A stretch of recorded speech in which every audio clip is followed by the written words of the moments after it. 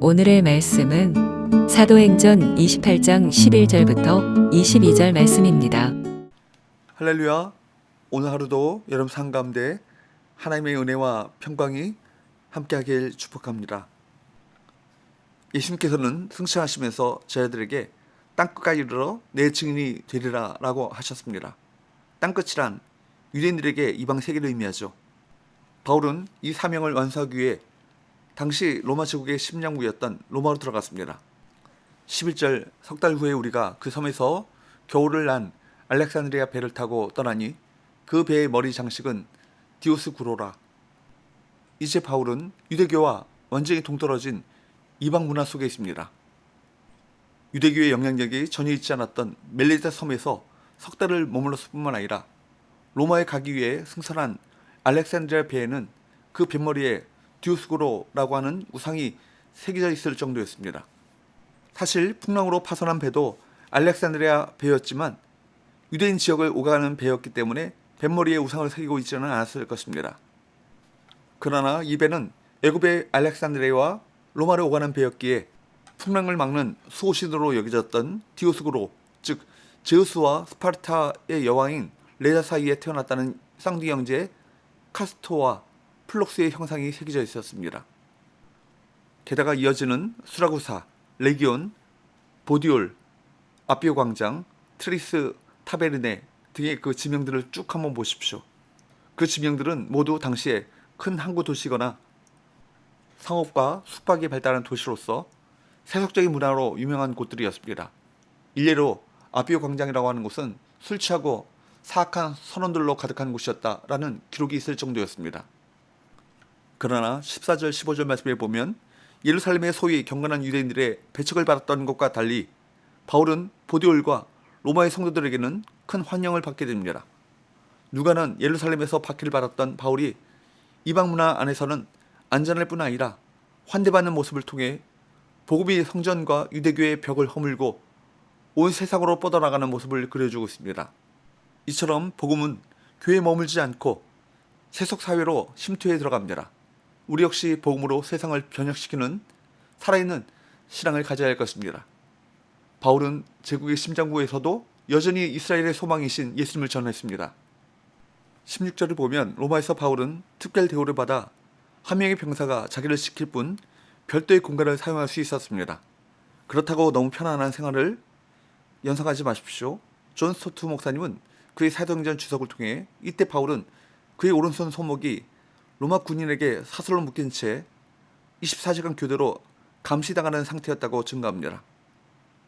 그러나 그럼에도 불구하고 면회는 상당히 자유롭게 허용된 상태였다고 합니다.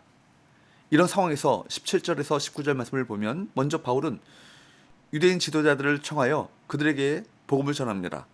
그래서 그들에게 자기가 율법을 어기지 않았으나 예루살렘의 유대인들에 의해 로마인들에게 넘겨졌으며 무죄 판결을 받았으나 유대인들의 반대 때문에 마지못해 가이사에게 상소한 것이라고 말합니다. 17절에서 20절 말씀을 한번 보십시오.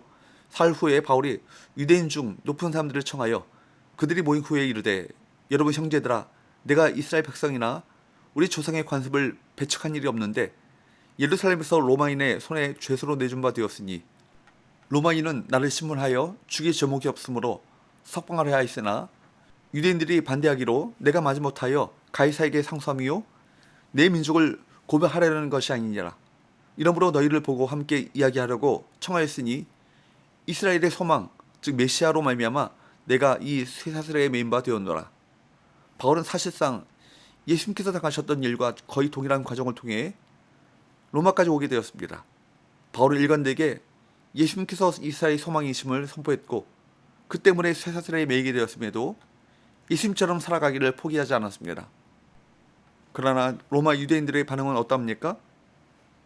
21절에서 22절 그들이 이르되 우리가 유대에서 내게 대한 편지도 받은 일 없고 또 형제 중 누가 와서 내게 대하여 좋지 못하는 것을 전하든지 이야기한 일도 없는기라. 이에 우리가 너희 사상이 어떠한가 듣고자 하니 이 파에 대하여는 어디서든지 반대를 받는 줄 알기 때문이라 하더라. 로마의 유대인들은 바울의 사상을 좀 더 들어보겠다는 뜨뜻미지근한 모습을 보였습니다. 그러나 그의 로마 전도는 유대인에게만 국한되지 않았습니다. 바울의 로마 조착 소문이 알려지며 여러 로마 고관들이 바울을 면하게 되죠. 바울은 가만히 앉아서 그를 찾아오는 로마인들에게 복음 전도의 기회를 갖게 되는 것입니다. 이것도 죄수로 그가 로마에 오지 않았더라면 결코 일어날 수 없는 일이었습니다. 하나님의 오미하신 섭리를 실감하게 하는 데모가 아니겠습니까? 이제 후일 이 로마 감옥에서 빌립보 교회를 향해 썼던 빌립보서 1장 12절 고백을 들어보십시오. 빌립보서 1장 12절 형제들아 내가 당한 일이 도리어 복음 전파의 진전이 된 줄을 너희가 알기를 원하노라. 여기서 도리어라는 말을 주목해 보십시오. 하나님의 놀라운 방식이죠. 하나님께서는 고난을 도리어 하나님의 역사를 나타내 보이는 도구로 사용하신다는 것입니다. 그 다음 빌립보서 1장 13절을 보십시오. 13절 이러므로 나의 매임이 그리스도 안에서 모든 시위대 바울을 감시하고 지키는 책임을 가진 가이사의 신의 부대를 말하죠. 그 시위대 안과 그 밖의 모든 사람에게 나타났으니 무슨 말이죠? 내가 로마 감옥에 있으므로 여러 시위대 사람들에게 그리스도를 증거하게 되었다는 말입니다. 바울은 그가 로마 감옥에 갇힌 것이 도리어 복음의 문이 열리고 복음 전파의 진전이 될 수 있다는 사실을 알게 되었습니다. 그리고 도리어 그 기회를 적극적으로 활용했습니다. 이렇게 전도받은 사람 중에는 로마의 고위 관료도 있었던 것으로 보입니다. 빌립보서 4장 22절 말씀에 보면 모든 성도들이 너에게 문안하되 특히 가이사의 집 사람들 중 몇이니라. 이미 가이사의 황실의 사람들이 바울이 전한 예수 그리스도를 믿고 빌립보 교회를 향한 문안에 참여하고 있는 것입니다. 바울은 때를 얻든지 못 얻든지 죄수로 갇혀 있어도 복음 전파를 목숨보다 중요한 사명으로 여기며 살았습니다. 사명에 투철한 사도 바울을 통해 우리는 큰 도전을 받아야 할 것입니다. 우리 역시 이 복음을 소유한 사람으로서 보냄받은 그곳, 그 자리가 사명의 자리임을 알고 그곳에서 최선을 다해 복음을 전하고 그리스도의 향기를 드러내야 할 것입니다. 기도합시다. 하나님 아버지, 주님께서 주신 사명, 그 사명에 사로잡혀 때를 얻든지 못 얻든지 복음을 전하는 바울을 통해 우리 모두가 큰 도전을 받게 하시고 우리가 처한 그 자리가 사명의 자리임을 깨달아 바울과 같은 사명에 사로잡힌 삶을 살아가게 하여 주옵소서. 예수의 거룩하신 이름으로 기도하옵나이다. 아멘.